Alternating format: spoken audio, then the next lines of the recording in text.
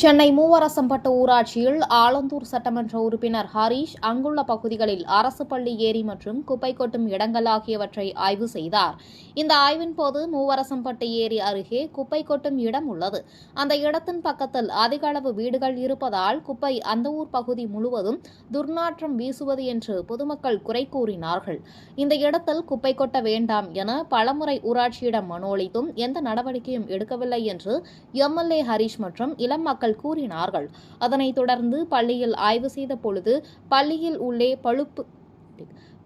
உள்ளே பழுப்புகள் மற்றும் கழிவுகளை உள்ளே வைத்திருந்தால் பள்ளி மாணவர்களுக்கு இடைஞ்சலாக உள்ளது என்று அதை சுத்தம் செய்து உடனே பள்ளியை சீராக நடத்த வேண்டும் என்றும்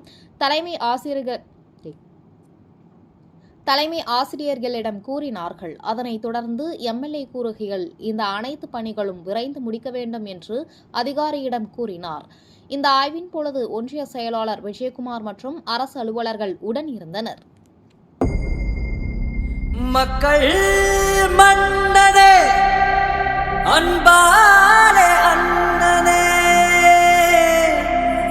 விழா வீரனே, பெரியாரே,